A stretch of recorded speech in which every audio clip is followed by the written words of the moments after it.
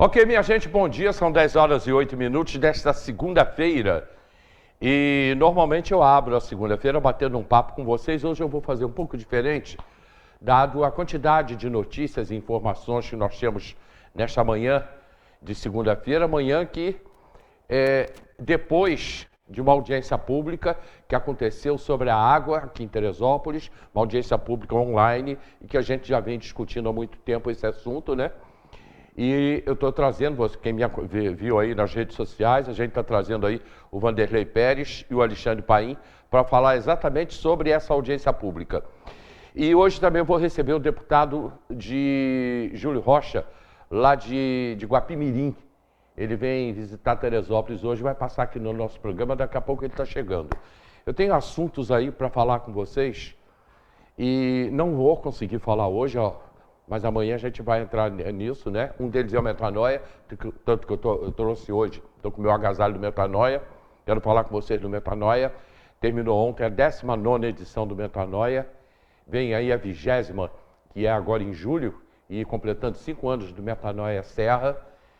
E eu estive lá, passei lá esse final de semana lá no Metanoia, e foi um negócio fantástico, mas eu vou falar com vocês sobre amanhã, no programa de amanhã.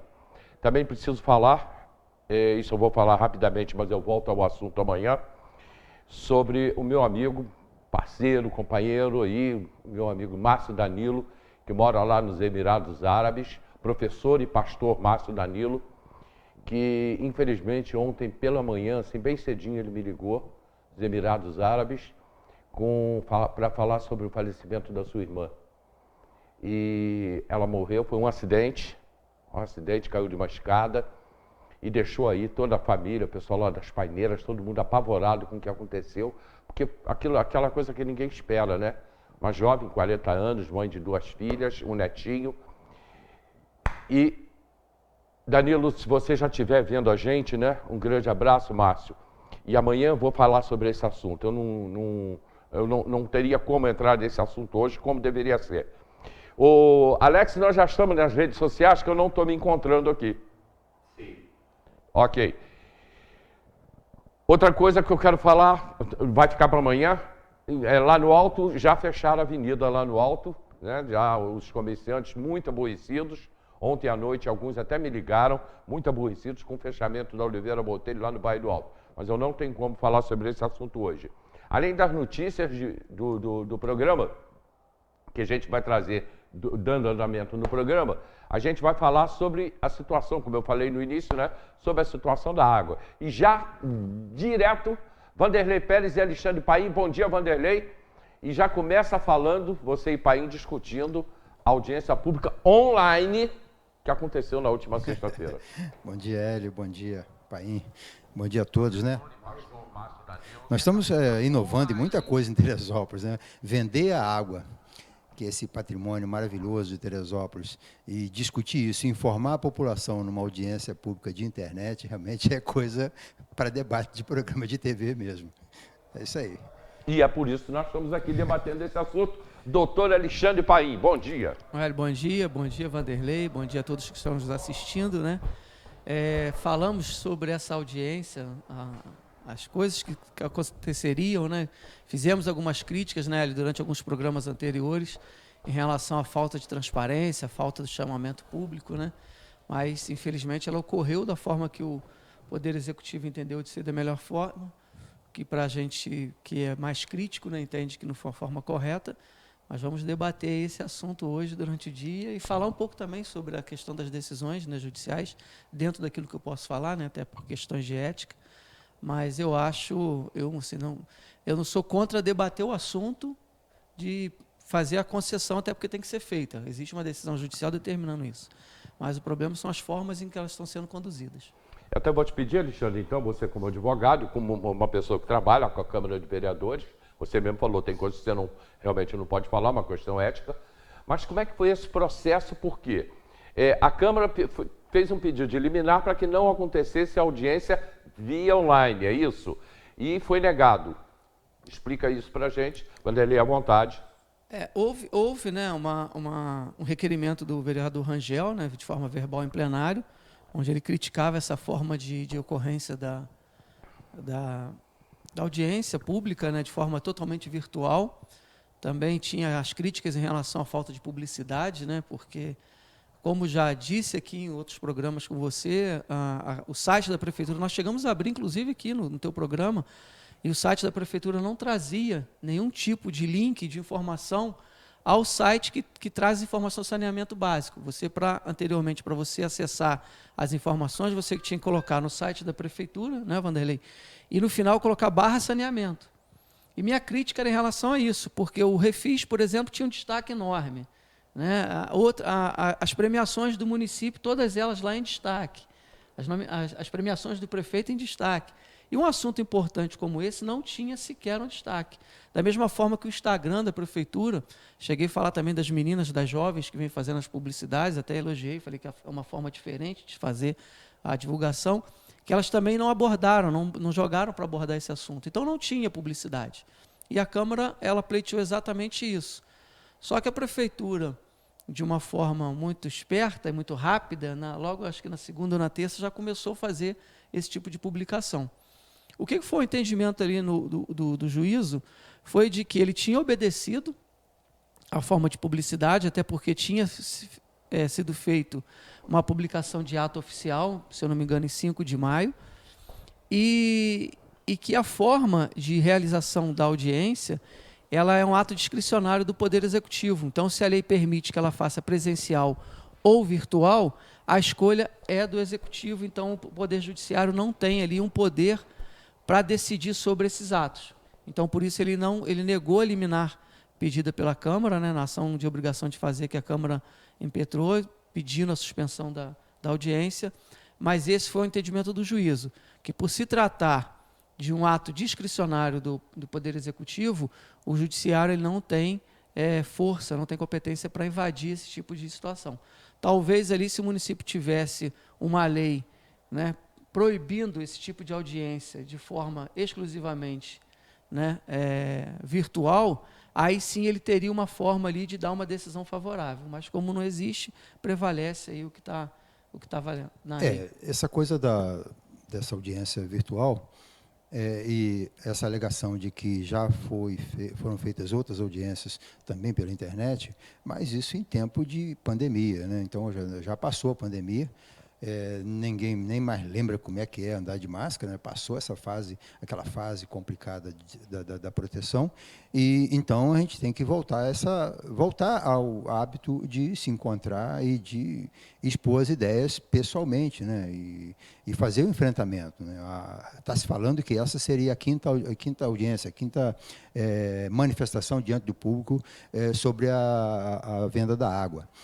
Que o prefeito prefere chamar de concessão ou licitação, ele evita essa palavra venda, que na verdade é venda, você está vendendo a água para alguém explorar, vender essa água para alguém durante 25 anos. Nós compramos a água que a SEDAI nos vende. Então, está passando realmente o direito de alguém vender a água para a cidade. Mas todas essas audiências foram feitas de forma escamoteada, como essa da internet, né? Onde alguém chega, fica um palavrório de 10 minutos para explicar e repetir. Aquilo fica cansativo até para você fazer a pergunta. E as respostas são sempre evasivas, não são claras, objetivas. É isso que vai estar no edital. Exatamente, vai estar no artigo tal, ou seja, as pessoas querem respostas claras. E essas pessoas têm, a mesa tem uma habilidade muito grande para dar a resposta atravessada, mas de uma forma técnica em que a pessoa acaba entendendo aquilo como sendo a resposta correta, né? Nós tivemos aí, essa seria então a, digamos, terceira audiência de fato, em que as outras duas foram outro procedimento, mas lembrando, contar aquela audiência da Secretaria de Educação, feita meio que decidido na véspera, com senha, com dificuldade para falar, se alguém se manifestasse, podia ser até preso, que foi uma audiência complicada. O vereador Amorim saiu de lá. O Maurício também, se eu não me engano. O Maurício, de lá complicado, teve enfrentamento. O representante, né, do Ministério Público falou que você tinha direito, você era público, mas tinha o direito de concordar. Você não tinha direito de opinar. Você está falando de venda de água, né? E depois fizeram uma pior que aquela, que foi a audiência do Pedrão, onde colocaram um sonzinho daquele de aluguel de R$300 e para atingir o Pedrão. O som rachava e você que estava pertinho do microfone não ouvia nada porque o som te confundia. Quem tivesse, então, e onde não o tinha público ninguém ficava... lá, só tinha funcionário da SEDAI. Tinha o pessoal do sindicato e o pessoal da prefeitura, né? Que essa briga É o ficou que meio tinha lá na época. Esse evento, aliás, o Amorim fala muito disso nas falas dele na Câmara. Ele fala que ele suspeita de que o prefeito pode fazer público com funcionário com pote, né? Como você sabia, nós tínhamos aí na época do Arley, na época do governo corrupto do Arley, a gente tinha 400 potes, hoje nós estamos com 1.600 potes, para um pouquinho demais, porque toda hora tem lá um novo saindo no Diário Oficial. Então, ele aponta para isso, e não é até natural que o Amorim fale assim, porque basta lembrar como é que foi aquela plateia arranjada para a visita do vice-governador 2 semanas atrás na Praça Olímpica, né? Ali tinha, quem não era empregado da prefeitura era pote, então todo mundo, era uma coisa, um público organizado. Então, essas audiências, pode ser que tenha os links, tinham 200 pessoas assistindo, 50 pessoas participaram, mas quem são essas pessoas? Elas existem de fato? Ou são fakes, como são os perfis fakes, né, que participam, que debatem e que criticam, mas com certo jeito? Ou seja, é uma audiência arranjada, como está sendo arranjado todo esse processo de licitação, mas que, pelo andar da carruagem, e como há uma sentença para ser cumprida, a gente percebe que é fato consumado, bastando agora a gente apenas antecipar para as pessoas o que vai acontecer. Porque vai acontecer. Eu vou já vocês falar sobre esse fato consumado, mas antes eu vou pedir o Alex para botar o vereador Rangel falando sobre uma dívida, e a pergunta já vai para você, que dívida é essa da SEDAI? Vereador Rangel, e o vereador Amorim também está falando sobre o assunto. Então vamos direto aí, vereador Rangel falando sobre a dívida.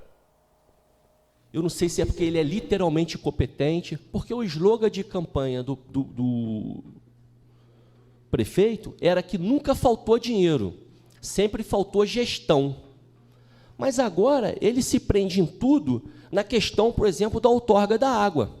Ele vai resolver o problema do mundo. Eu preciso comprar, eu tenho que comprar medicamento. Eu preciso vender a água. Tem que comprar uniforme para a guarda municipal, André. Não, se eu conseguir a outorga da água, eu vou comprar uniforme para a guarda. Tem que comprar pneu para os carros da prefeitura. Se a água passar, eu vou comprar. Presidente, e ele fala de herança maldita. Ele fala da questão da Praça Olímpica, que ele herdou uma herança maldita dos precatórios. Precatórios esse que, desde o primeiro dia de governo até recentemente, ele não paga nada, porque ele conseguiu judicialmente suspender tudo. Agora que ele está voltando a pagar. Herança maldita é o que ele está deixando para quem suceder ele. Porque isso tudo agora vai começar a ser pago. Essa é a verdadeira herança maldita. Quiçá, se ele não deixar também, a herança maldita da SEDAI. Porque já existe, a SEDAI já informou que quer sim, pô. Ela já entrou com a ação dizendo que ela quer ser ressarcida pelo patrimônio dela. E hoje ela fala em 400 milhões ou não, isso deve ter que ter uma avaliação, mas em 2017 isso era em torno de 190 milhões. Que se corrigir, acredito que hoje chegue o quê? 280, 300 milhões? Então, se chegar agora em 300 milhões e uma hora tiver que pagar, pode não ser o próximo prefeito, não vai ser ele, pode não ser o próximo prefeito, mas alguém vai pagar, doutor Amorim. É outra herança maldita. O que ele fala da herança maldita da Praça Olímpica, e aqui com todo respeito aos esportistas, eu sei que ali tem várias quadras, tem tudo, vereadora Érica, mas o município, se tivesse legalidade para pegar aquilo ali e devolver para esse dono, que ficou milionário e vai ficar trilionário cada vez mais, era melhor devolver aquilo, doutor Amorim. Era melhor devolver, porque já se pagou mais de 100 milhões naquilo e ainda tem mais de 200 para pagar. Ok. Está aí o vereador Rangel. Pai, analisa aí as palavras dele, Vanderlei. O que acontece? Existe uma discussão em relação a essa indenização ou não, né, do patrimônio da SEDAI, dos investimentos que a SEDAI fez no município.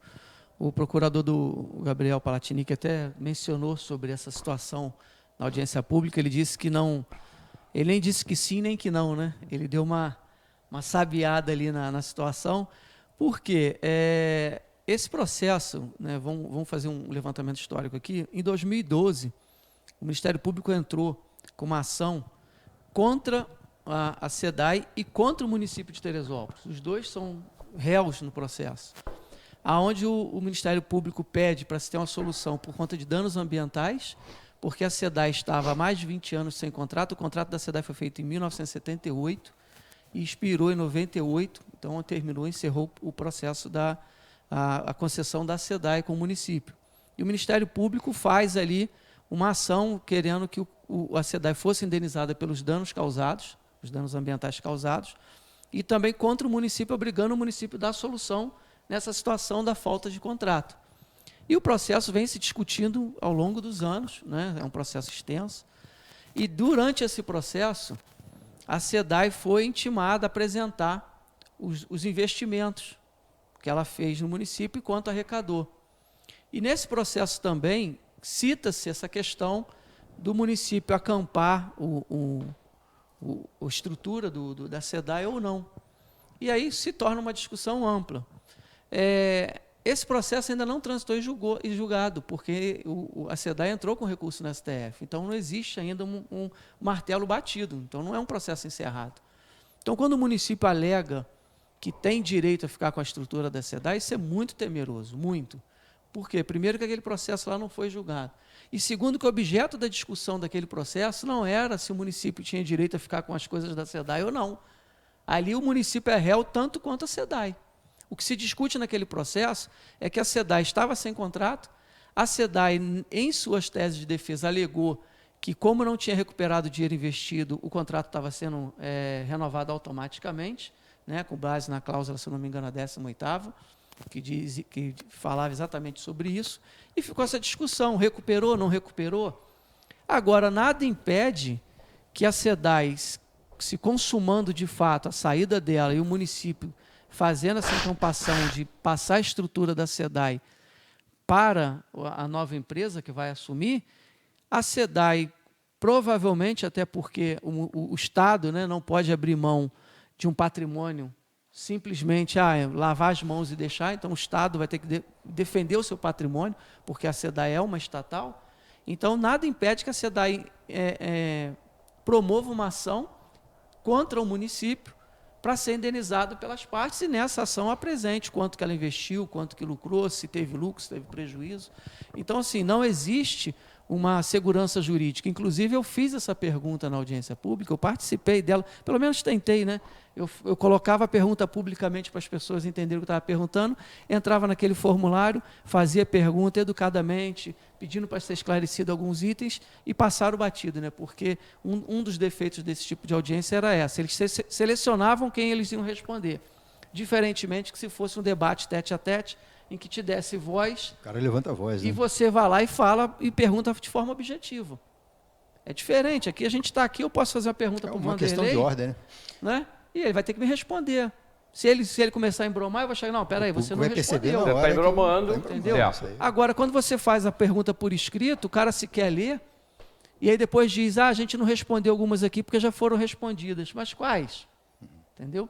Então, assim, voltando ao assunto da indenização, é possível, sim, que a SEDAI, eu acredito até que seja bem provável que a SEDAI entre com ação de indenização e faça o município, e a gente herde aí outra herança maldita, outra, vamos chamar assim, praça olímpica para indenização, que seria uma indenização milionária. E lembrando que essa dívida da Praça Olímpica, essa indenização, esse precatório aí despropositado, ele aconteceu porque a prefeitura foi relapsa, a prefeitura não cuidou do processo da forma adequada, perdeu as oportunidades de negociação, perdeu oportunidades onde podia discutir o valor da dívida. A Praça Olímpica não vale 10 milhões, 20 milhões hoje, o terreno não vale, o metro quadrado não vale isso, mas a dívida superior a 200 milhões vem em função da falta de atenção dos advogados com a causa, né? A prefeitura sempre deixou isso para lá, para o próximo prefeito resolver, e é bom que estoure no próximo, que é meu adversário, é ele que vai se lascar, e eu vou sair de bom nessa história. Quem fez as besteiras com relação à Praça Olímpica está aí agora incólume, sem sofrer nem crítica política por ter chegado a esse ponto. A ação, o recurso que tem no STF é da Procuradoria-Geral do Estado do Rio de Janeiro, porque é um assunto do Estado, né? Ou seja, quem vai ser o advogado, qual vai ser o escritório contratado para questionar o entendimento de um Procurador-Geral do Estado, né? A gente está falando de uma pessoa sem preparo para essas questões. Já vem de uma parte que está bem, que tem boas condições de reverter, e na justiça, você sabe, ganha aquele que tiver o melhor argumento e conseguir passar para o papel o melhor argumento, que é o caso que a gente pode ser vítima, sim, até pela falta de acompanhamento que nós podemos ter nos próximos anos, nos próximos governos, com essa possível dívida, quando a ação for feita. Inclusive a multa, que ele questiona, inclusive a multa aplicada pelo o juiz aqui de primeira instância, de R$1 milhão, que ele diz que a multa foi feita sem nenhuma base, não tem uma estimativa, não tem nada. O juiz, segundo a própria Procuradoria, alega que esse 1 milhão ele não tem fundamento, quer dizer, não tem uma especificação, uma base legal, como se fosse assim, chutada, multa em 1 milhão. Ele questiona essa forma. Então, assim, o que precisa ser visto, uma vez que não houve o trânsito julgado, uma vez que ainda há o risco de se ter reverter essa situação hoje, questão patrimonial da SEDAI, é muito temerário vocês ir para público e dizer, não, a gente já tem, inclusive, autorização para acampar toda a estrutura da SEDAI. Eu não entro aqui na discussão no mérito se precisa, o contrato, alguma coisa precisa ser feito, né? E a realidade é essa, se vai renovar com a SEDAI, se vai fazer a concessão, se vai fazer a licitação. Para mim, o que mais me preocupa, o que eu tenho feito eu criticar essa situação, é a forma que está sendo conduzido, Hélio, Vanderlei, a questão da audiência pública. Porque eu particularmente entendo que deveria ter não só as audiências, como também reuniões em mesa aberta com alguns... grupos de trabalho, isso, né? Alguns grupos de trabalho da sociedade civil organizada, né? Comerciantes... vários segmentos, setores, o pessoal do interior. Pelos riscos que isso representa também, né, Pai? Porque você tem hoje a realidade de Teresópolis, quando a prefeitura fala, a prefeitura mente 2 vezes para vender água. Primeiro, ela diz que Teresópolis tem 0 de saneamento. Não, nós temos fossa e filtro, e a fossa e filtro é uma forma de saneamento, e da forma que estão querendo fazer essa galeria seca aí, a fossa e filtro funciona melhor que a galeria seca, em termos de proteção do manancial de água, né? Então, ou seja, a galeria seca ela é um dano maior, tanto que a Anaísa nunca concordou com a tal da galeria seca. Então, ou seja, e a outra mentira que a prefeitura fala, é que Teresópolis só tem 75% da população atendida pela SEDAI. Claro, os outros 25% estão sendo atendidos pelos poços e pelas mangueiras.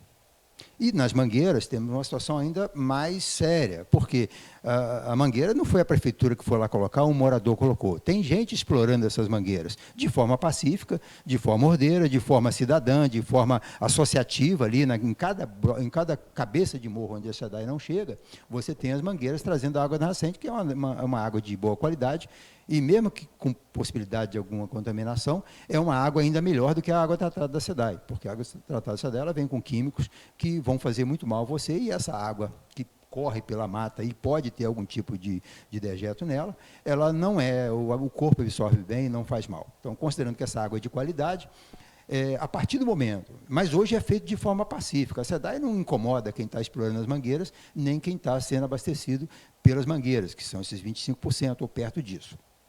Aí você vai ver o que vai acontecer quando uma empresa com advogados, com estrutura, cortar essas mangueiras e entubar o camarada e colocar hidrômetro. Ele não vai ter como pagar. Não vai ter como pagar. Se você começar... Ele vai recorrer, sabe a quem? Porque aí você vai alguém tem que enfrentar o Estado. Se você começar pelo Barroso, que fica lá próximo ao Comari, você vem Barroso, você vem bairro Santa Cecília. Parte alta, Vale da Revolta. Aí você vai subir, você vai chegar no Vale da Revolta. As cabeças de morro tem água de qualidade e estão bem atendidas. 10 bairros. Você tem ali essa questão toda, até porque não só a questão da água, da distribuição, como também da coleta de esgoto nessas comunidades, que foi uma das perguntas que eu fiz na audiência. A coleta de esgoto vai ser jogar na rede como está jogando hoje, cara. Porque o que acontece? Se você vai nas comunidades, quando você pega umas casas construídas com um arquiteto, com profissionais, tem essa questão de tratamento de fossa, né, que faz filtro, faz tudo isso direitinho. Nas comunidades não fazem, as pessoas não fazem. Normalmente joga naquelas tubulações que já são ou fazem antigas, ainda, né? ou faz o sumidouro ainda, né? Alguns que é proibido há muito tempo, mas alguns têm, né? Aqueles mais antigos têm, mas muitos jogam naquelas tubulações que vai depois para... Vai para o esgoto comum. A pergunta que eu fiz e que não foi respondida, que precisa ser esclarecida, como é que vai ser feito isso? Eles vão coletar no final das comunidades onde já é coleta para fazer elevado, porque eles estão anunciando que vai ser o separador absoluto, né? Não é nem o seco. Pelo menos o que está anunciando, o que foi dito também na audiência. Isso numa cidade que chove muito é complicado, né? Então, assim, esses pontos precisam ser esclarecidos, precisa a gente debater ali no tete-a-tete, perguntar, mas vem cá, como é que vai ser feito isso? Só em audiência pública. Porque, não, mas aí o Hélio, ele fala assim, tá lá no projeto. Cara, o papel aceita tudo, né? Aí você coloca no papel, é tudo lindo, maravilhoso, mas e se você discute isso com as pessoas, quando vir o edital, não, isso aqui não estava na conversa da audiência, nós não concordamos com isso e vai questionar o edital. Hoje, a audiência pública fraudada, como é o que aconteceu em Teresópolis, essas audiências são uma fraude, elas permitem que você lance um edital e que ele seja entubado, que ele seja aceito, porque você não discutiu aqueles pontos. Essa questão dos 10 mil litros ou 15 mil litros, onde está claro que vai ser 15 mil, né? Que a SEDAI te entrega 15 mil litros como tarifa mínima. A tarifa SEDAI é 15 mil litros. Então, no início, a primeira conversa é de que eles seriam 10 mil litros. Então, se você comprasse 15 mil litros com essa empresa, você já pagaria 2 vezes a quanto? Já faz. Foi um outro questionamento que eu fiz também que não foi respondido. Eles estão enrolando com essa resposta, estão dando a entender que é 15 mil, mas não está claro. No artigo tal, o edital está dizendo que vai ser 15 mil. Essas coisas têm que ser claras e essas coisas se esclarecem em audiências públicas, feitas na lata.